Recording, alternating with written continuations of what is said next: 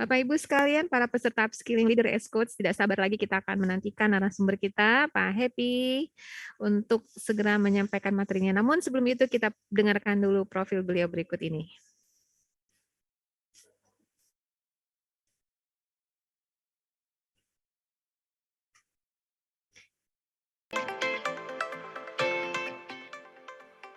Ya, Pak Happy, Pak Happy P. Wiryodiningrat, saat ini adalah Komisaris PT Nusantara Medika Utama. Beliau juga Foreman Human Resource and General Director di PT El Nusa and Certified Professional Coach. Beliau berpengalaman sebelum di NMU dan El Nusa juga sebagai pekerja Pertamina Persero, ya, seorang engineer yang sudah banyak berkiprah di refinery, ya, sejak tahun 2008. Pendidikannya adalah Chemical Engineering di Universitas Diponegoro dan juga merupakan seorang professional coach. Baik, kita sambut bersama Pak Happy Paringhadi Widyodiningrat. Silakan Pak Happy. Pak Happy, apa kabar? Wah, ini kayaknya kegiatannya apa siang hari ini, Pak? Siang hari ini apa sih ketemu saya dong ya? Iya, persiapannya untuk ketemu Bu Rini udah sejak tadi jam 10 tadi. Iya, kayak mau tes aja. Baik Pak Happy, ini peserta sudah nggak sabar ya. Memang ada yang nggak cukup sekali mendapatkan sharing dari Pak Happy, yang kemarin sudah ikut juga pengen join lagi, dan beberapa yang belum ikut masih penasaran, sekarang mereka join.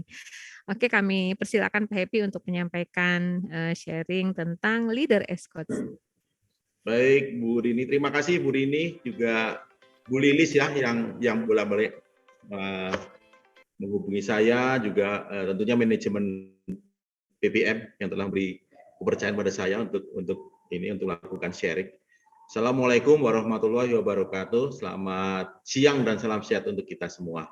Teman-teman semua, para perwira BBM Group, senang sekali hari ini kita bisa ngobrol, bisa diskusi, bisa sharing pengalaman terkait dengan leader is coach ya. Jadi seorang leader adalah seorang coach. Namun sebelum kita mulai, mungkin ada baiknya ada sedikit video nih, mungkin Bu Rini, Bu Lilis ada video bisa ditayangkan sebelum kita. Siap, Pak. Ya. Ya. Sudah disiapkan teman-teman, silakan untuk diputar ya. Have a seat. Ya. Oh, hey, Professor Jarvis, how are you? Hello there. It's good to see you Detailnya again. ya, Mak ya, biar Have a seat. detailnya. Mas Ditra yang ada title. How are you today, Adam? Yeah, Adam. I'm doing pretty well. I know. Good. That's great. So I have it in the notes here that your team is the Bears. Did they score many goals this weekend? Yeah, they had a few games, and then they Great. That's wonderful to hear. Let's see. We were somewhere last time.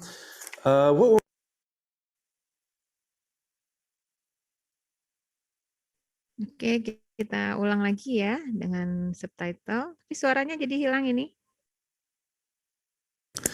Let's see here. How are you today, Adam? Yeah, Adam. I'm doing pretty well. I know. Good. That's great. So I have it in the notes here that your team is the Bears. Did they score many goals this weekend? Yeah, they had a few games, and then they Great. That's wonderful to hear. Let's see. We were somewhere last time. What were we working on last time? We were talking about my delegation skills. Your delegation skills, right, of course. So tell me, how's that going? Well, I've taken a few opportunities to pass off some work and assign it to other colleagues, but I really find myself struggling with letting go of the whole deliverable and holding other people accountable. Why? That seems like it should be pretty simple. Well, I try to check. Look, before you go anywhere with this, let's go ahead and just take care of this problem. What I would do is the next time that you delegate something to someone, make sure that you pretty much cut off all contact with that person. Make sure that you ban them on email and don't take their phone calls. That'll make sure that you're not talking to them and having this problem that you're having that, frankly, I'm very surprised that you've gotten as far in your career as you have without being able to master this skill already. but that'll take care of it. I've done that before, and that pretty much works for me. Oh, So in my notes from a few months ago said that you were looking to get a promotion. How's that going? you know, that's actually going pretty well. I've been taking on a lot of extra responsibilities. I've been Hello? really looking Yes. into Yes, thank you. into taking on extra things. Thursday at 5 Really sounds promoting myself through the eyes of my Yes, supervisor. thank you very much. doing a lot of Great.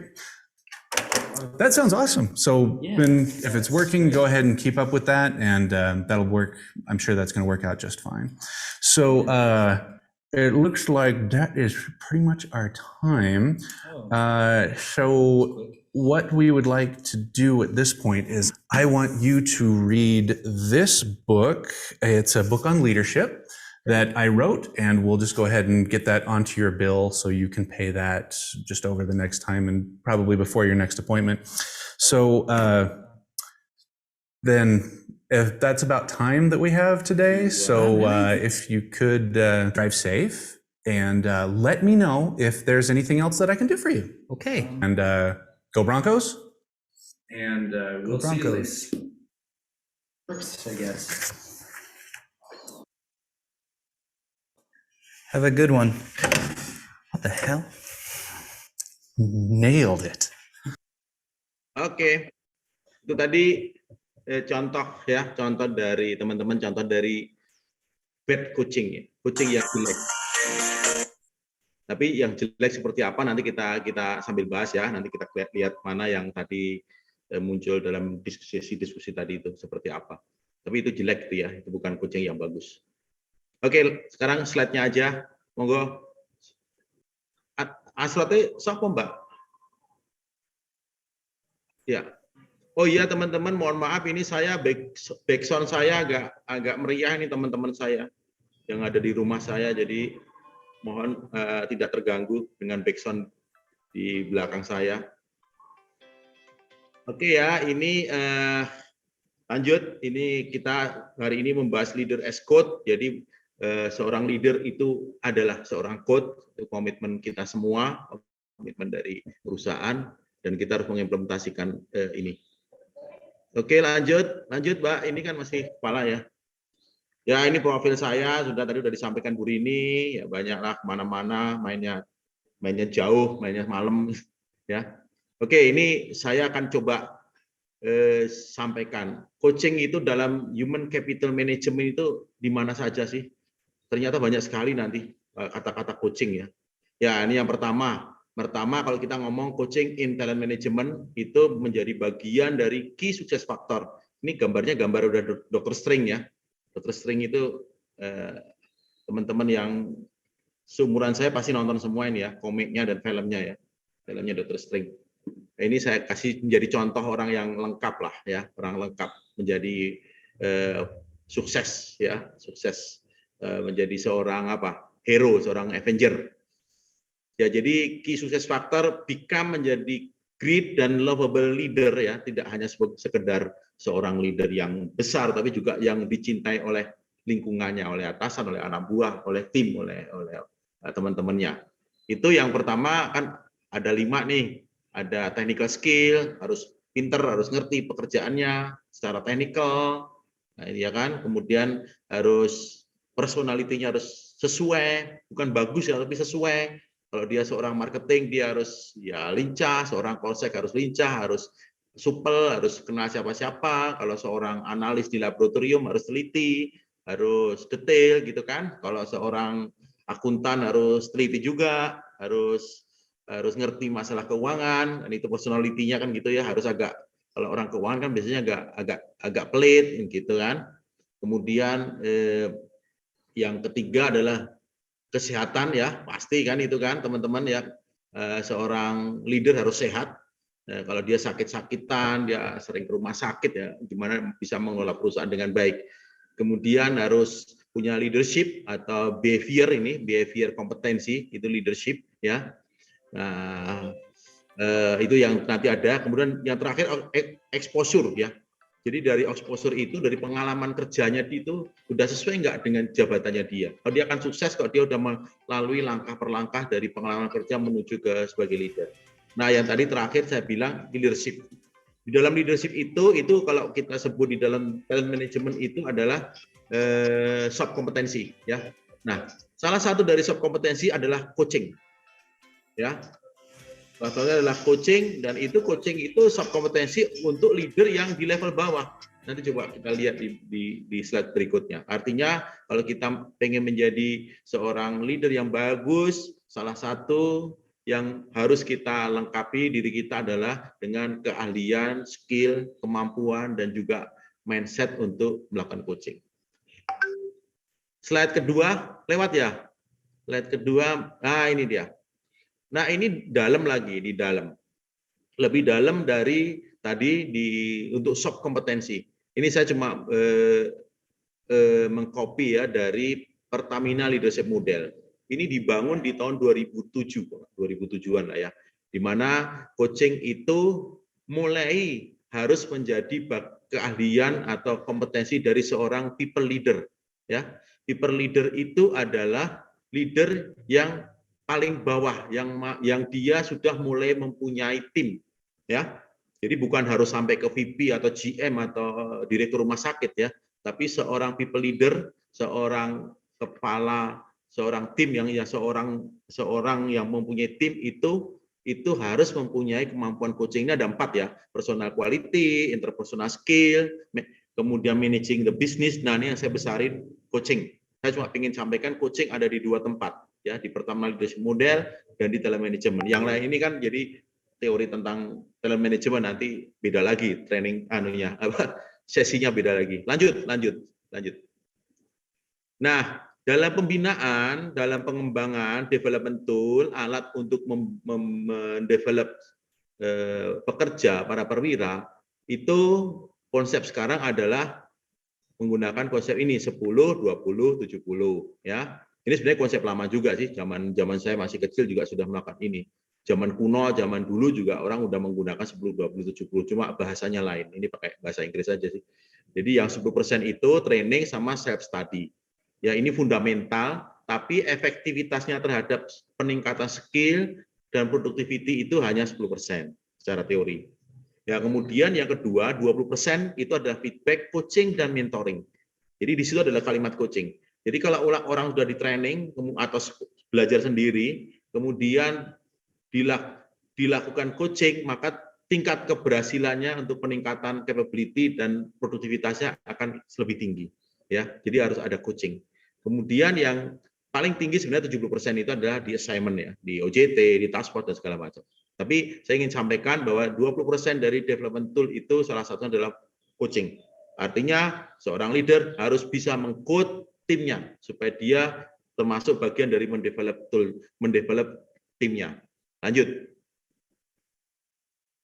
Nah, ini cerita mengenai kalau coaching sama VS no coaching. Orang habis training seneng, apalagi kok trainingnya ke luar negeri ya, ke Jepang gitu, Amerika gitu kan. Itu kalau tanpa coaching ya pulang training rajin gitu, waktunya performanya meningkat. Tapi kemudian karena itu sekejap ya, nanti bisa jadi akan turun kembali. Secara teoritis, bukan teoritis, ini ini survei ya, itu naik dulu kemudian turun, ya kan? Behaviornya. Sementara resultnya bisa jadi turun dulu baru naik, karena mungkin pada saat training tidak full skill ya. Biasanya kan kalau training itu nggak pulang-pulang udah jadi jago kan, nggak gitu. Harus belajar lagi, harus latihan lagi baru jadi.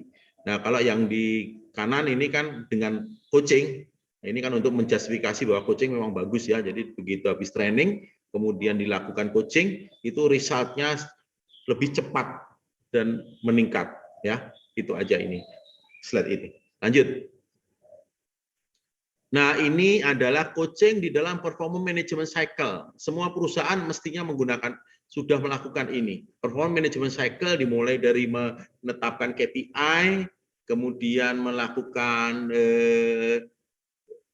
setting conversation ya, menargetkan apa targetnya, kemudian monitoring, kemudian evaluasi, kemudian reward consequence. Ini satu sesi sendiri sebenarnya PCM ya. Cuma saya ingin sampaikan di situ ada coaching ya, studi fokus. Di pada saat monitoring itu ada sesi coaching. Dan itu yang dilakukan sejak tahun 2007 dengan melakukan month of coaching. Mungkin teman-teman sudah mengerti ya, selalu ada month di setiap tahun itu. Kalau di Pertamina Group ada sesi month of coaching. 1 bulan penuh para leader diminta untuk melakukan coaching kepada timnya, ya, tidak terkecuali semuanya. Artinya 100%, 100% harus melakukan itu secara hierarki. Nah, artinya kemampuan coaching seorang leader dibutuhkan, ya. Dan ini sudah sejak 2007, artinya sudah hampir berapa? Hampir 15 tahun yang lalu. Oke, ya. Lanjut. Nah, udah ya, jadi banyak banget ya coaching itu ada di mana-mana dalam organisasi kita. Nah, sekarang kita akan bedah apa itu ada coaching ya. Coaching is apa? Nah, ini biar gampang kita bedain ya. Beda antara coaching dan mentoring ya. Coaching itu dan mentoring itu bedanya apa? Nah, mungkin mentoring dulu ya, karena kadang-kadang pada saat kita melakukan coaching itu kita muncul mentoringnya, ngajarinnya, ya, ngajarinnya. Tadi di video tadi beberapa poin itu ngajarin, ya, ngajarin. Nah, itu sebenarnya mentoring bukan coaching. Nah, kita bilang mentoring adalah proses sharing experience dan knowledge, ya. Jadi sharing pengalaman dan keahlian, ya, knowledge dari seorang yang punya pengalaman, ya, pernah melakukan itu kepada seseorang yang membutuhkan untuk belajar perihal itu, ya. Nah, itu mentoring. Kalau coaching enggak seperti itu. Coaching itu adalah hubungan partnership, ya, antar individu, ya, antara atasan dan bawahan, atau teman, atau bawahan dengan atasan, kebalik, atau dengan siapa saja, dengan coach, ya, melakukan diskusi yang kreatif, ya, dengan target tujuannya untuk memaksimasi potensial si coach, ya. Jadi coach itu nanti diarahkan, didiskusi, nanti muncul potensi dia akan muncul, ya, itu. Ini definisi dari International Coach Federation, ya.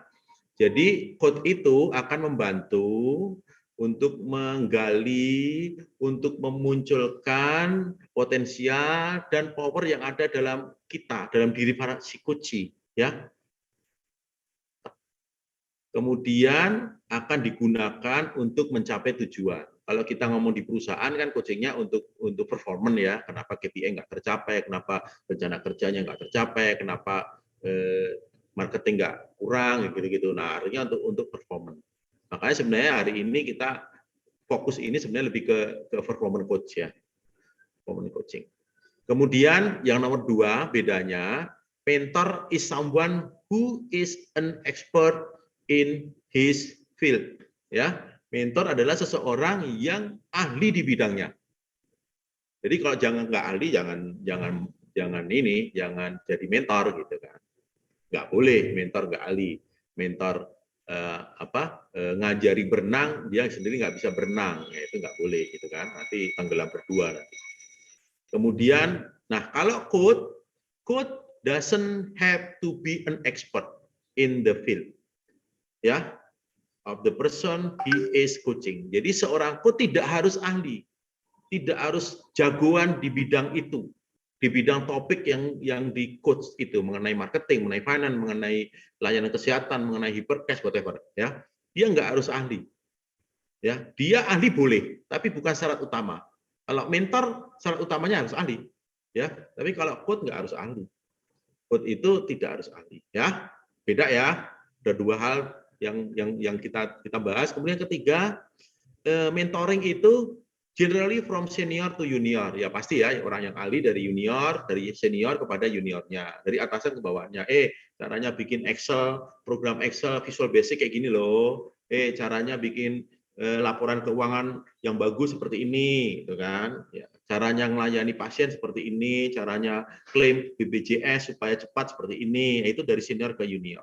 Sementara coaching itu tidak harus dari senior to junior. Doesn't have to be from senior to junior. Tidak harus. It can be cross generation, ya. Jadi kita aja karena kita paternalistik di tempat kita ya coachingnya dari atasan ke bawah ya. Cuma saat ini sudah ada karena ini coaching ini kan 2007 ya. Saat ini sudah mulai ada namanya reverse coaching. Reverse coaching itu coaching dari bawah, dari orang anak milenial ke kaum kolonial, ke kita ini, di mana mereka yang meng-coach kita. Jadi akan beda gitu, akan muncul sesuatu yang luar biasa, ya. Jadi tidak harus junior senior ke junior, ya, beda ya coaching. Nah, yang keempat, mentoring itu fokus ya on mastery of particular field.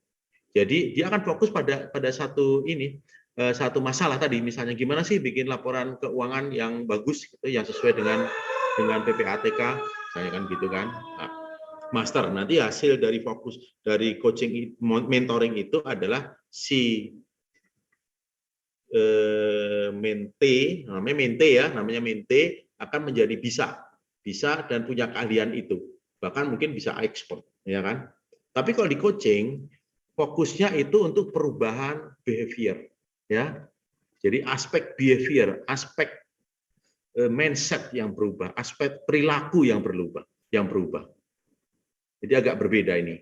Satunya makanya kadang-kadang di dalam SOP perusahaan itu muncul kalau coaching itu untuk soft kompetensi, kalau mentoring itu untuk hard kompetensi, untuk teknis sama non teknis. Jadi seolah-olah jadi muncul gitu.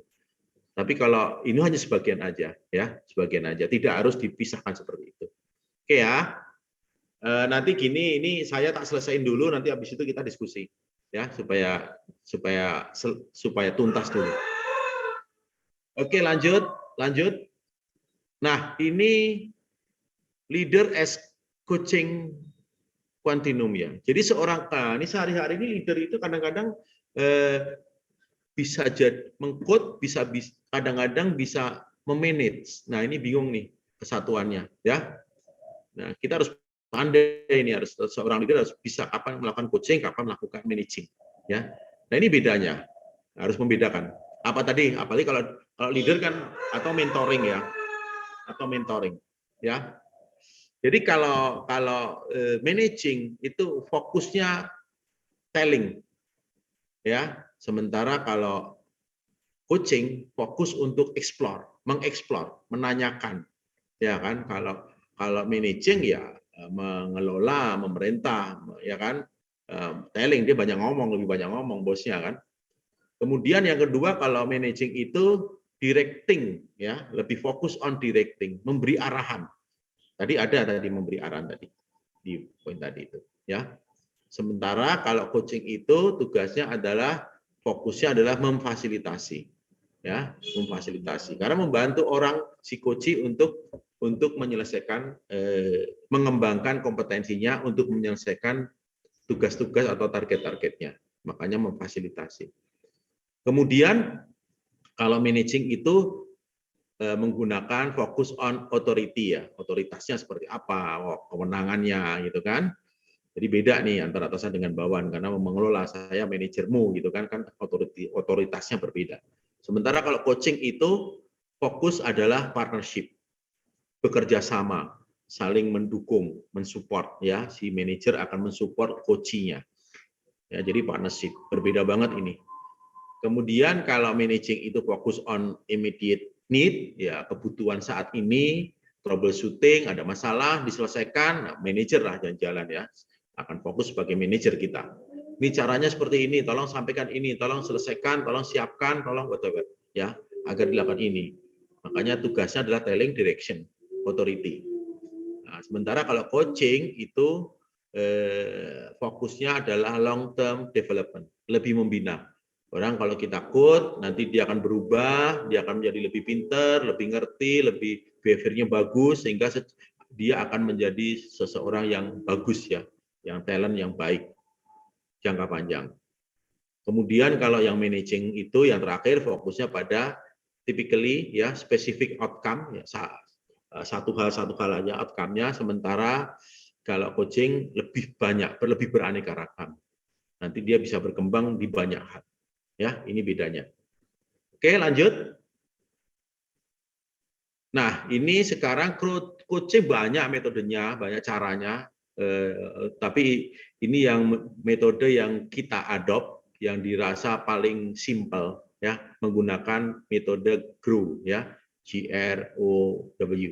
Oke, apa itu GROW?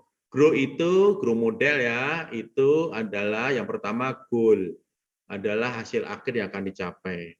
Jadi pada saat coaching, goal itu harus didefinisikan secara jelas, ya, dan arah coaching supaya arah coaching lebih efektif.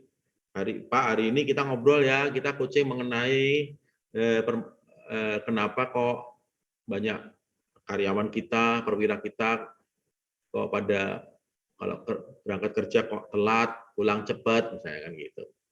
Nah, tujuannya apa? Kita buat supaya kalau bisa semua tepat waktu deh, gitu, misalnya. Targetnya itu, misalnya. Itu kan goal ya, goalnya harus spesifik, harus jelas. Nanti sejelas apa itu nanti ada lagi anunya. Kemudian yang kedua itu R-nya itu reality. What is happening now? Oh tadi what do you want to achieve? Ya, goalnya apa? Targetnya apa? Ya, targetnya tadi berarti tepat waktu kan, ya, masuk kerja tepat waktu, pulang harus lambat, jangan pulang juga tepat waktu. Kemudian yang kedua tadi reality, what is happening now? Ya, itu adalah topik nanti di dalam diskusi coaching itu nanti akan membahas kondisi yang real saat ini, ya. Kenapa kok terjadi? Kenapa kok orang telat? Oh, macet. Jadi rumahnya pada jauh-jauh gitu kan. Lagi banjir terus-menerus kan kalau macet gitu kan. Whatever, ada eviden. Oh, prosedurnya nggak apa-apa kok Pak. Nggak pernah diberikan warning orang yang telat, ya dibiarin aja misalnya, kan gitu kan. Terus best practice, oh ternyata ada banyak hal. Jadi realitas ya, kita ngomong realitas, eviden. Setelah itu juga dalam coaching juga ada option. Setelah itu ada alternatif dari beberapa macam best practice mengenai topik yang tadi dibahas, misalnya ya solusi dari permasalahan. Ada teori, ada best practice, ada nyunto, ada ATM, amati, tiru, modifikasi, whatever. Ya, tapi ada option-option. Enaknya gimana nih? Oh, enaknya kalau yang telat kita kasih permen, kan gitu kan. Siapa tahu jadi nggak telat. Atau yang telat kita hukum, kita potong gaji, whatever. Alternatif ya. Harus clear juga. Kemudian yang terakhir adalah W-nya adalah way forward. What will you do now? Jadi di akhir sesi coaching harus ada rencana tindak lanjut ya dengan timeline yang jelas, pakai 5W2H kalau perlu. Jadi akan ditargetkan apa yang dilakukan, disepakati bersama-sama antara coach sama coachee. Ya, jadi pakai growth ini modelnya. Lanjut Mbak. Nah, ini masih growth, kayaknya kita banyak ngomong growth ya. Ngomong growth tadi. Kemudian untuk goal itu jelaskan tujuan yang akan dicapai akhir sesi secara spesifik. SMART ya, secara SMART. Kalau teman-teman yang sudah biasa CIP udah biasa ya, SMART ya. Quality management ada spesifik, harus measurable, harus bisa diukur, harus achievable, atau mungkin orang juga bisa menyampaikan harus actionable, harus bisa dicapai atau harus bisa di-action ya. Jadi kalau goalnya nggak bisa ngapa-ngapain ya itu bukan, ya nggak smart berarti kan, atau achievable. Harus realistik ya, harus realistik. Kemudian harus ada batas waktu. Jangan tercapainya ya nggak tahu lah kapan-kapan tercapai, 5 tahun baru tercapai gitu ya. Ini harus ada batas waktu, entah sebulan, 2 bulan, 3 bulan, 6 bulan, ya selama disepakati bersama. Kemudian untuk reality itu harus ada assessment, nanti di-assess pada saat diskusi muncul assessment situasinya seperti apa, terus tolong hindari asumsi. Tadi juga ada yang tadi bapaknya yang profesor tadi melakukan asumsi ya, periksa kebenaran informasi, gali lebih dalam gitu kan. Kemudian informasi yang tidak relevan kan nanti ngobrol macam-macam nih, begitu ngobrol kan bisa jadi banyak hal informasi yang nggak relevan, ya sudah, seorang coach harus tahu, oh, ini nggak relevan nih, cuma kembangannya aja, nggak usah dijadikan poin untuk disimpulkan. Nah, kemudian yang option itu tadi pilihan-pilihan digali, ya. Kemudian masukan dari coach, ya. Nah, ini yang suka saya sampaikan. Coaching itu si coach dilarang atau hindari untuk memberikan solusi, ya. Jadi solusi adalah dari hasil diskusi dan biarlah muncul dari mulutnya si coaching-nya sendiri, ya. Tawarkan solusi. Nah, ini kalau tawarkan solusi biasanya tuh di saat terakhir aja. Kalau sudah ini kita bisa cerita. Misalnya kita ahli dalam bidang itu, kan kita gregetan nih. Ada orang di code kok nggak jalan-jalan, padahal cuma gampang. Nah, kadang-kadang kita kemudian secara tidak sadar kemudian memberikan solusi. Jangan, ya. Itu hal yang bukan dilarang, yang menurut saya yang nggak bagus. Ya, coach itu biar menemukan sendiri solusinya, ya. Nah, itu option. Kemudian yang way forward-nya meminta komitmen, ayo kita ya jalani bareng-bareng. Kemudian kira-kira potensinya apa, hambatannya, rincian kegiatannya, action plan-nya seperti apa. Kemudian berikan dukungan. Seorang coach memberikan dukungan. Whatever, dukungan itu bisa dengan gestur, bisa dengan kalimat, bisa whatever, banyak hal, ya. Itu ya untuk growth model. Lanjut. Ini coaching proses. Tadi udah hampir sebenarnya tadi di dalam pada kita ngomong growth prosesnya sudah dibahas juga secara tidak langsung, ya. Jadi yang pertama itu opening session-nya itu adalah berkabar lah, ya, berkabar, membangun relation, membangun hubungan dulu, apalagi kalau belum begitu kenal. Kalau udah kenal baik mungkin ini lebih mudah. Nah, sebenarnya ini kan ada person sama online, karena kondisi pandemi coaching bisa dilakukan online. Tapi dulu zaman masih zaman normal, ya, zaman normal dulu sebenarnya dihindari coaching itu dilakukan secara online. Karena ada gestur, ada emosi muncul gitu yang kadang-kadang ada handicap pada saat kita online. Ya, tapi ini kondisinya ya online nggak masalah akhirnya.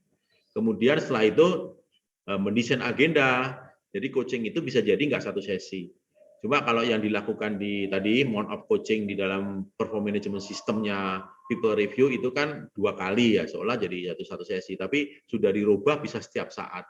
Jadi sebenarnya kalau coaching yang masalahnya besar, ya, cukup besar, disepakati yuk kita coaching seminggu sekali, ya, 4 minggu misalnya gitu, atau 2 hari sekali, 4 kali, 4 sesi supaya selesai dengan topik ini, bisa gitu, ya. Kemudian ya goal-nya seperti apa, kemudian menggali kemampuan coach dalam menemukan solusi, nanti kan digali nanti bisa nggak nih orang ini mencari solusi sendiri. Nah, ini yang kadang-kadang kan sulit. Kita harus teman-teman coach harus berlatih untuk bagaimana menggali supaya coach itu bisa mencari aha-nya, mencari solusinya. Kemudian melakukan assessment, ya, setelah opening session lakukan assessment, membantu coach ditanya supaya coach itu mereview performanya atau karirnya, ya, serta gap-nya. Wah, ada mas ini kan gede, ya, kalau karir, ya, ini contohnya gede, ya, mencapai goal-nya, kenapa KPI-nya nggak tercapai, kenapa bermasalah selalu dalam pekerjaan, ujung-ujungnya kan nggak tercapai, ya. Oh, mungkin nggak bahagia tercapai tapi nggak seneng gitu kan dalam bekerja walaupun KPI-nya tercapai, whatever. Ya, assessment seperti itu. Ya, menggali potensi, kemudian potensinya seperti apa sih orang ini, gali kompetensinya, ya kan, kemudian mengkonfirmasi ini punya kelebihan dan punya kelemahan. Pokoknya menggali semua, ya, digali dulu informasi terhadap saat assessment, masalah dan itunya. Kemudian tadi membuat action plan, tadi saya sampaikan, ya. Kita membuat action plan, teman-teman pasti sudah terbiasa membuat action plan, mengkonfirmasi target, ya kan, kemudian juga mendukung, ya kan, kemudian mengkonfirmasi langkah yang coach pilih, dia akan memilih karena saya akan melakukan ini. Oke, dikonfirmasi lagi, ya kan? Kemudian membantu coach dalam membuat development plan. Nah, kalau dalam sesi yang pro management itu memang salah satu tugasnya coaching itu adalah membuat development plan untuk pengembangan individu dari si coach itu, ya, tidak hanya sekedar goal-nya tercapai, goal KPI-nya, tapi juga pengennya jadi lebih baik di mana sih misalnya. Jadi bisa jadi ada seorang coach itu nggak tercapai kinerjanya karena dia working standarnya nggak kuat, atau dia planning organization-nya nggak kuat, dia nggak bisa planning ini gitu kan. Dia nggak bisa planning, atau dia nggak bisa decision making-nya, nggak pernah berani ngambil keputusan. Nah, harapannya dengan sesi coaching itu dia bisa meningkat kemampuannya, leadership behavior-nya, jadi berani ngambil keputusan, jadi berani membuat atau pandai atau bisa melakukan planning and organizing dan lain-lain, ya, action plan-nya. Kemudian, nah biasanya selain itu kemudian ada sesi feedback dan review. Nah, progres kan, kalau sesinya kalau coachingnya dilakukan beberapa sesi kan, mungkin sesi ketiga, keempat ada review. Oke, udah tercapai belum? Kenapa belum tercapai? Kenapa sudah tercapai? Bisa lebih bagus nggak nih tercapainya dan segala macam. Ya, oke. Jadi ini prosesnya. Nah, semua yang dilakukan pada saat coaching itu adalah bertanya. Makanya perlu powerful question in coaching. Nah, ya kan? Apa itu powerful question in coaching? Di saat coaching itu, ya, jadi pertanyaan yang bagus itu, yang powerful adalah single question, ya, pertanyaan yang single, pertanyaan yang nggak bulat nanyanya, pertanyaan yang pakai kalimat tunggal, jangan kalimat majemuk, banyak subjek, banyak predikat, banyak objek, bingung yang nanya, yang ditanya nanti, sorry, ya kan? Jadi harus single question, ya, jangan multiple question, ya, dimasukin dalam satu kalimat gitu. Tapi kalau misalnya ada satu pertanyaan yang saling terkait, boleh saja, ya, ada two related question, ya bisa aja sih. Misalnya ini, what are the barrier to knowledge sharing in your organization and how may be overcome them, ya kan, gitu kan. Dia pertanyaannya, ya kan, menurut kamu apa kendala sih untuk knowledge sharing di dalam di timmu, dan bagaimana kamu akan menyelesaikan ini? Itu kan dua pertanyaan tapi masih berhubungan. Tapi kalau mau lebih bagus ya single question.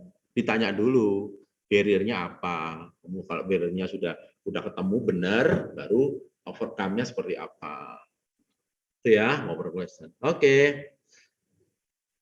Jadi nanti seorang coaching itu coach itu harus belajar bertanya dengan baik, bukan belajar menjawab.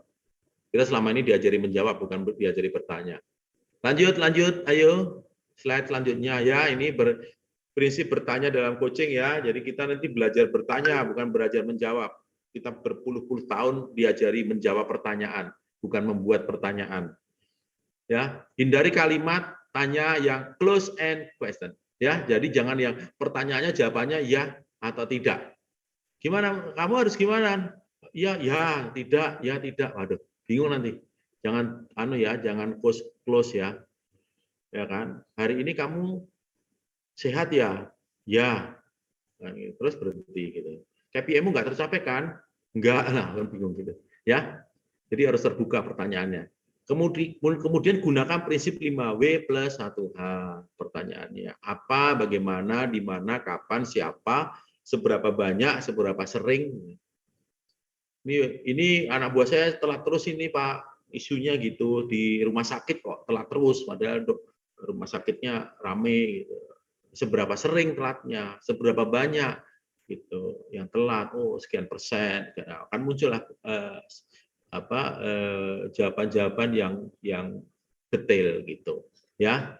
Kemudian hindari menggunakan kata mengapa, karena mengapa itu nanti bisa jadi isinya alasan, isinya pembenaran. Artinya gini, artinya bisa jadi nanti selalu menyampaikan nggak ada masalah. Sering itu kita tidak tercapai kinerja, tapi kita merasa nggak ada masalah apa-apa, cuma nggak tercapai aja. Ya karena kita apa ya, ngeles gitu ya, ngeles. Makanya kita usahakan tidak ngeles ya, benar-benar tahu masalahnya apa. Kemudian pakailah pakailah bagian predikat, objek dan keterangan pada kalimat yang gunakan. Nah, inilah pokoknya kalimatnya kalimat ini aja ya, single aja, intinya itu ya. Ya, intinya itu. Oke, lanjut. Nah, ini contoh pertanyaan pada saat goal. Pada kita goal model itu kan membantu coach menemukan sasaran yang ingin dicapai, membantu coach mendapatkan solusi dari sasarannya. Jadi contoh pertanyaannya seperti ini ya, nggak saya baca satu-satu, nanti dipelajari saja. Intinya, nah tadi intinya seorang coach harus pintar bertanya. Ya, apa yang Anda ingin diskusikan hari ini contohnya. Ya, bagaimana Anda tahu Anda sudah berhasil meraih goal Anda? Ya, kan? Banyak ya. Kapan kira-kira goal Anda dapat diraih? Ya kan? Gitu. Ini contoh-contoh pertanyaan goal. Ini banyak banget di internet juga banyak kalau ingin mengembangkan ya. Ini hanya beberapa contoh aja. Lanjut, ini masih kali pertanyaan semua. Ini pertanyaan contohnya untuk reality. Tadi kan ada reality ya, melakukan diskusi secara interaktif, menyenangkan, diskusi dua arah, terbuka ya, membantu coach mengidentifikasi kompetensi, permasalahan, teori dan lain-lain. Membantu coach mendapatkan feedback, nah, itu ya. Nah, ini contohnya di posisi mana Anda sekarang dalam hal mencapai goal Anda, gitu kan.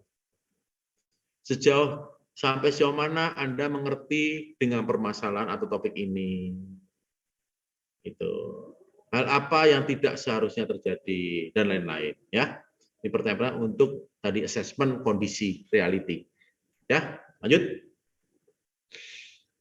Ini option membantu coach untuk berpikir kreatif. Menjadi fasilitator bagi coach menemukan pilihan-pilihan sebagai upaya mewujudkan sasaran. Ya kan? Membantu coach untuk berada dalam house state supaya coachnya nggak pasif. Ya. Contoh pertanyaannya ini misalnya, apa saja yang sudah Anda pahami dari topik yang sudah dibahas?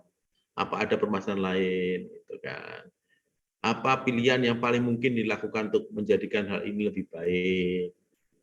Bahkan mungkin ini, siapa yang Anda ketahui telah berhasil melakukan hal ini? Untuk benchmark, jadi bisa jadi masalah itu nanti solusinya adalah, oke, kita benchmark dong, atau kita Anda tanya dong ke si A itu udah berhasil loh melakukan seperti yang Anda lakukan ini, tapi dia sukses, atau perusahaan ini berhasil melakukan ini, sementara kita nggak berhasil. Benchmarking. Jadi bisa gitu solusinya. Ya. Itu. Option. Kemudian yang terakhir lanjut. Way forward. Ya, contoh pertanyaan untuk way forward. Menantang coach menemukan pilihan terbaik. Tadi kan ada pilihan banyak tuh. Membantu coach untuk menyusun langkah kerja, menjadi supporter dan cheerleader bagi coach. Tugasnya itu. Ya, nah ini pertanyaannya adalah seperti ini contohnya. Dari pilihan yang Anda buat, apa langkah pertama yang akan Anda lakukan? Bagaimana Anda memulainya dan kapan? Jelas clear kan? Gitu. Ini yang di bawah ya, saya nggak semuanya. Dukungan apa yang Anda butuhkan? Dari siapa? Mungkin dari dia, dari si atau dari saya, gitu kan? Gitu. Ya. Oke, jadi ini untuk berbuat. Lanjut. Nanti ini lagi ya, didiskusikan. Nah, ternyata pada saat kita mau jadi seorang coach ya, pada itu kalau di ujung tadi di PLM jadi satu behavior tersendiri ya. Tapi ternyata untuk jadi seorang coach harus memiliki core skills. Apa itu core skillnya? Nah, ini ada 5. Yang pertama, building trust, ya, membangun kepercayaan antara coach dengan coachee sangat penting sebagai fondasi dalam coaching season ya, supaya coachingnya nyaman. Jadi kalau nggak ada trust ya susah. Seorang coach tidak trust dengan coachingnya, wah ini paling nanti inilah ngeles-ngeles aja udah gitu dari awal kan, atau kebalikannya coachingnya nggak percaya sama coachnya, ini orang ini nggak pinter kok meng-coach saya, nggak legitimate gitu kan, ya susah kan. Makanya dia harus dibangun. Atasan seorang leader harus membangun kepercayaan kepada bawahan, itu wajib itu ya. Kemudian yang kedua observing ya kemampuan untuk melakukan observasi. Tadi kemampuan untuk membangun kepercayaan. Ini kemampuan loh ya, bukan ini soft skill ya. Soft skill, membangun kepercayaan itu soft skill. Bagaimana kita bisa membangun orang itu percaya sama kita semua, ya sama kita, itu skill itu. Kemudian observing, ya mengobservasi, ya bertujuan untuk mengidentifikasi dan mendapat informasi secara netral, ya kan. Jadi mengobservasi, ya, jadi bisa mengobservasi dengan clear, dengan netral, dengan objektif. Kemudian yang ketiga listening. Nah ini aneh juga, mendengarkan. Ini kalau jadi leader kadang-kadang kan pengennya didengarkan kan, banyak ngomong gitu kan. Kita dilatih tuh banyak ngomong, speak up katanya, banyak ngomong. Sementara kebalik nih, sebagai seorang coach kita harus mendengarkan. Ya, mendengarkan dengan aktif listening itu keahlian, subkompetensi ya. Sehingga kalau kita bisa dengarkan dengan aktif, fokus pada pembicara, memahami pesan yang disampaikan, serta dapat merespon dengan serius. Jadi kalau coaching ngomong, kita dengerin gitu kan. Tadi enggak ya, tadi sambil telepon, malahan bahkan orang coachingnya ngomong sambil telepon gitu kan. Terus dia sambil baca-baca buku, bahkan enggak namanya aja baru tahu saat itu. Adam, oh iya Adam baru gitu kan. Artinya dia ya. Didengar ya, supaya kalau kita listening, kita fokus dengerin itu, si coaching nyaman, dia merasa didengar dan dihargai, dan itu sering hampir selesai masalahnya mungkin. Nah, sebagian besar masalah sudah selesai kan didengerin, listening, belajar mendengarkan dengan aktif. Seorang leader harus punya kemampuan itu. Seorang coach harus punya itu. Jadi kan semua sama, begitu Anda bisa melakukan itu, Anda menjadi lebih baik sebagai leader kan. Dan kebetulan coach juga butuh core skill itu karena mendengarkan. Kemudian yang ini, selain mendengarkan harus questioning, harus bisa bertanya dengan keahlian bertanya. Ya, bertanya yang baik dan powerful. Tadi ya, pertanyaan yang baik dan powerful akan dapat memberikan informasi yang benar, akurat, real, dan relevan. Ya, jadi bertanya dengan baik. Nah, yang terakhir core skill-nya adalah supporting, ya, dukungan bertujuan untuk memberikan perasaan tidak sendiri, diakui, dipercaya, dan akan membangun kepercayaan coaching dan solusi yang akan dilaksanakan. Jadi punya kalian untuk melakukan supporting, ya, sebagai fasilitator, sebagai cheerleader, juga keahlian kita sebagai leader dituntut itu. Supaya coachingnya merasa, wah ini aku disupport nih ya sama Bu Rini nih, jadi aku semangat lah besok bangunnya pagi banget, kalau perlu nggak tidur gitu, jadi supaya nggak telat, whatever lah ya. Jadi seperti itu ya kemampuan itu seorang coaching. Oke, lanjut. Nah, yang tadi kita diskusikan tadi itu adalah keahlian, bukan culture ya. Masih baru keahlian, baru skill, baru pemahaman. Nah ya, sementara perusahaan pengennya itu coaching itu menjadi culture. Makanya tugas kita sebagai seorang leader, sebagai seorang human capital, mungkin teman human capital, itu adalah membangun coaching culture ya. Nah, membangunnya dengan ini teorinya ya. Jadi tadi yang saya sampaikan tadi adalah hanya yang biru-biru. Ya, yang pertama tadi mungkin di awal saya sampaikan fostering, understanding, and conviction. Cuma memberi pemahaman, coaching itu apa sih bedanya dengan mentoring? Baru di tahapan yang biru atas, ya kan? Ya kan? Terus Anda yang teman-teman yang dengar, yang ikut hadir di sini akan, oh saya tahu apa yang diharapkan dari saya. saya setuju tuh benar, pasti gitu, pasti oh ini bagus nih, coaching bagus, pasti gitu muncul kan, karena udah ngerti, ya kan. Tapi sebelum ngerti kan dianggap apa sih coaching itu, coaching dalam karung. Tuh. Terus yang kedua, tadi di akhir pakai growth, pakai powerful question, pakai itu tadi yang slide selanjutnya adalah developing talent and skill, ya. Jadi tadi kita diskusi untuk membangun talent dan skill. Gimana caranya? Sudah tahu bagus kok coaching, sesi itu bagus nih, kita gunakan yuk. Tapi piye carane? Nah, tadi udah disampaikan pakai growth, ya.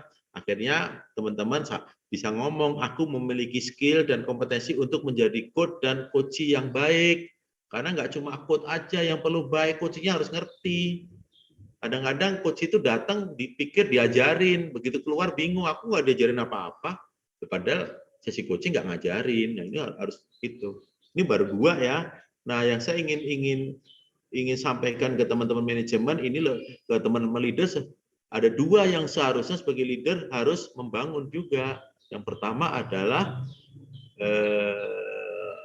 yang kuning muda yang di bawah, reinforcing with formal mechanism, bikin SOP kalau memang mau bikin coaching culture, ya, bikin SOP, bikin aturan seperti yang dilakukan di Pertamina itu, yang PMS people review itu aturannya clear banget. Yap, ada mode of coaching 100% targetnya, seluruh pekerja perwira Pertamina harus melakukan itu dimonitor hari per hari selama sebulan. Ya, jadi dalam 2 bulan lah ya, di pertengahan di semester 1 dan semester 2.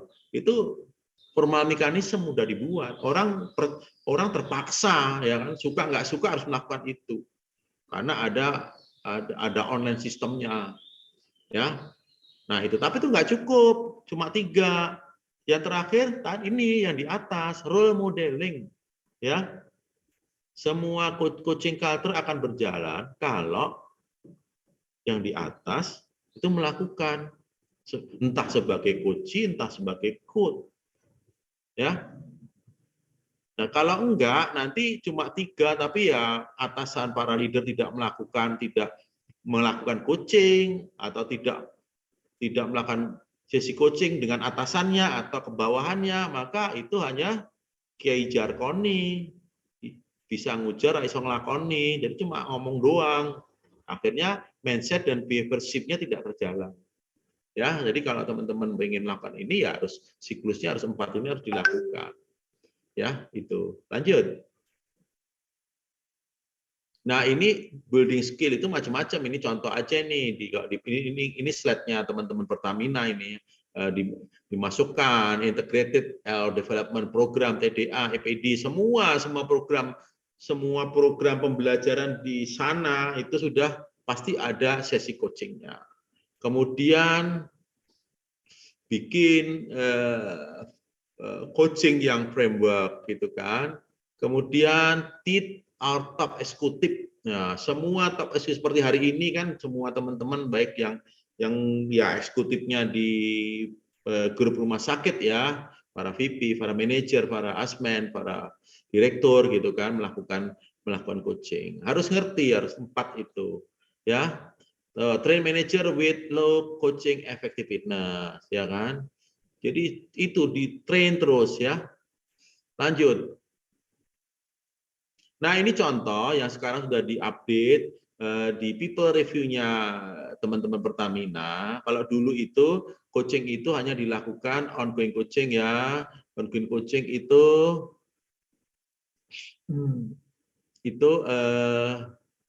ini ongoing coaching itu bisa setiap waktu. Jadi sekarang di open, sudah ditambahin. Harapannya yang dulu udah melakukan per 2 mode of coaching itu plus kalau supaya terbangun culture-nya ya sudah sistemnya IT-nya dibangun supaya setiap saat orang bisa melakukan coaching. Termonitor ya. Jadi coaching kemudian dilaporkan. Ini sistem people review-nya sudah muncul seperti contohnya seperti ini. Nanti kalau misalnya teman-teman pengen tahu ya tinggal ini aja lewat Bu Rini kan bisa. Ini Bu Rini bisa koordinasi dengan teman-teman Persero, Pertamina Persero untuk memberi contoh lah ATM gitu, di ATM aja ditiru gitu kalau belum ada. Lanjut. Kemudian dicatat, ini contoh dicatat ini, dicatat. Mungkin bahkan kalau di tempat saya dulu, saya di El Nusa itu bahkan saya kasih reward, saya bikin coaching academy, siapa yang aktif jadi coach, siapa yang aktif melakukan coaching session, entah coachnya, entah coachingnya, di akhir tahun saya bikin coaching and mentoring academy, itu pernah melakukan itu, supaya mereka bersemangat untuk melakukan. Ini pencatatan di paper review. Lanjut. Ini juga ya, forum month of coaching itu ini. Jadi makanya munculnya adalah mengisi form coachingnya fokus pada kinerja tadi, kemudian kompetensi leadershipnya apa yang mau dibangun, kompetensinya apa yang mau dibangun. Kalau diformalkan seperti ini, kalau di paper review ya di Pertamina. Tapi kalau tadi yang di awal-awal saya sampaikan itu generik ya. Jadi bisa apa saja action plan-nya, bisa apa saja, tergantung dari isunya. Oke. Nah, take away-nya, ini slide terakhir kayaknya ini. Ya, take away-nya adalah yang pertama, coaching itu menjadi salah satu bubble yang penting di HCM ya, Human Capital Management, di talent management muncul, di development system muncul, di perform management muncul, ya kan? Di leadership management muncul, ya. Jadi bubble dalam yang penting, ya. Kemudian yang kedua, untuk menjadi coach yang baik perlu memiliki coaching core skill, ya. Jadi harus nggak tiba-tiba jadi seorang mentang-mentang jadi manajer terus pasti pintar jadi coaching, nggak gitu, harus belajar, gitu, ya kan? Kemudian coach tidak harus orang yang skillful di bidang yang menjadi topik, tadi udah sampaikan kan, jadi nggak harus skillful. Nah ini sesi ini pemahamannya harus sama, karena dulu waktu saya mulai melakukan coaching ya 2007-2008 itu banyak berdebat hanya gara-gara dia merasa kok coachnya bukan orang yang jago di bidang itu. Dia berpikir coaching itu adalah mentoring, ya, tadi itu berpikir lah kalau aku ada masalah aku tanya ke orang ini pasti selesai, lah itu mentor. Ya kan? Karena menunggu solusi dari si coach gitu, ya. Kemudian yang lain, yang keempat di kanan atas, leader dari level terbawah pun harus mempunyai kemampuan untuk melakukan coaching. Tadi udah dilihat di PLM bahwa di people leader pun sudah kompetensi coaching itu sudah bagian dari kompetensi leadership, ya, udah dimasukin. Mestinya itu diajarin ya, karena udah dimasukin. Kalau dalam talent management itu mestinya masuk dalam job qualification, ya. Nah, kalau job qualification-nya disebutkan punya kemampuan coaching, ya berarti orang yang duduk di situ harus bisa, harus ngerti, ya, harus paham, harus pintar gitu. Kemudian coaching yang efektif dilakukan dengan growth model. Tadi ya ada grow, ada goal, ada reality, ada option, ada way forward. Nah, yang terakhir, saya pinginnya ini dalam membangun coaching culture perlu mengintegrasikan 4 pilar influence model. Ya, kalau hanya 3 bikin SOP, habis itu biar jalan sendiri nggak akan jalan. Atau training seperti ini sering banget semua lakukan training tapi tidak ada yang lain tidak dilakukan, yo nggak jalan juga. Ya, oke. Jadi harus 4 pilar itu harus dilakukan bersama-sama, komprehensif. Oke. Kayaknya udah selesai deh. Ini thank you dari saya cukup sesinya. Sebelum tanya jawab, ini saya punya video lagi nih. Monggo di style teman-teman. Jangan lupa pakai ini ya. Pakai subtitle-nya. Bahasa Inggris nggak apa-apa subtitle-nya. Subtitle-nya bisa bahasa Indonesia juga. Bahasa Indonesia. Silakan, Mas Ditra. You must feel horrible. You've lost everything. Your father, your tribe, your best friend. Thank you for summing that up. Why couldn't I have killed that dragon when I found him in the woods? Would have been better for everyone. Yep, the rest of us would have done it. So why didn't you? Why didn't you? I don't know. I couldn't. That's not an answer. Why is this so important to you all of a sudden? Because I want to remember what you say right now. Oh, for the love of it. I was a coward. I was weak. I wouldn't kill a dragon. You said wouldn't that time. Okay, whatever. I wouldn't. 300 years, and I'm the first Viking who wouldn't kill a dragon. First to ride one, though. So, I wouldn't kill him because he looked as frightened as I was. I looked at him, and I saw myself. I bet he's really frightened now. What are you gonna do about it? Probably something stupid. Good, but you've already done that. Then something crazy. That's more like it. Oke, itu tadi conversation yang bagus ya, contoh bagus coaching, dan itu Never bukan missed a deadline before. And now you've missed 2. wis hub matiin. Ya, jadi itu tadi conversation-nya bagus dari teman ke teman, itu How to Train the Dragon ya, itu filmnya Bu Rini itu ya. Jadi kalimatnya bagus, tadi udah dengar sendiri ya. Intinya si cewek itu melakukan coaching terhadap si cowok gitu, yang awalnya nggak ngerti, cuma pasrah, cuma tidak punya tidak punya way out pada saat orang tuanya mau perang sama naga, sama kelompok naga. Akhirnya dia bisa pengen melakukan sesuatu gitu, dilakukan coaching. Itu toh yang di awal-awal tadi coachingnya jelek, beda banget ya tadi itu. Oke. Monggo dilanjut Bu Rini, tanya jawab atau Baik. Ya. Terima kasih Pak Happy. Kita berikan aplaus ya, walaupun secara virtual pada Pak Happy yang sudah sharing pada siang hari ini. Luar biasa ya, 1 jam lebih kita tidak tidak terasa nih, banyak banget yang dapat kita serap dari pengalaman beliau ya, ilmu-ilmu yang sudah disampaikan tadi. Banyak. Jadi saya sekali lagi ingin merimain sebelum teman-teman post test. Jadi menjadi seorang coach itu tidak harus tahu segalanya ya, karena kalau kalau harus tahu segalanya, punya pengalaman yang banyak, itu namanya mentoring nanti ya, dan pastinya itu dari para senior. Tapi kalau untuk menjadi seorang coach ini bisa dilakukan cross generasi ya, cross generation. Jadi bisa yang muda meng-coach yang lebih senior dari dia. Lalu proses-proses coaching yang sudah dijelaskan Pak Happy tadi itu harus kita ingat ya. Tadi ada banyak tuh coaching with grow ya, grow itu goalnya harus ditetapkan dan harus dicapai. Kemudian ada reality topiknya ditetapkan tentang apa, lalu nanti ada alternative solution atau option ya, dan tentunya harus ada kesepakatan untuk tindak lanjutnya. Tentunya harus ada timeline kapan gitu ya. Nah, sekarang coaching ini tidak terbatas hanya di beberapa sesi, tapi bisa kapan saja, di mana saja ya. Dan itu adalah media untuk kita melatih diri menyiapkan pertanyaan-pertanyaan terbuka ya, single question tadi kata Pak Hevi. Karena kalau selama ini kita dididik untuk menyiapkan jawaban, sekarang sebagai coach kita harus bisa melatih untuk menyiapkan pertanyaan. Kayak tadi saya bilang, Pak Happy sehat? Ya pasti sehat dong. Tapi kalau pertanyaannya, Pak Happy apa yang dirasakan? Nah, itu mungkin banyak tuh Pak Happy bisa jelasin ya, Pak. Lalu udah makan? Ya sudah, kalau enggak belum gitu jawabannya. Tapi kalau bilang, makan siangnya apa, Pak? Wah, banyak tuh ceritanya nanti gitu ya. Jadi itu banyak yang bisa kita dapatkan. Tentunya teman-teman nanti bisa mendapatkan materi ini dari panitia untuk dipelajari dan diimplementasikan.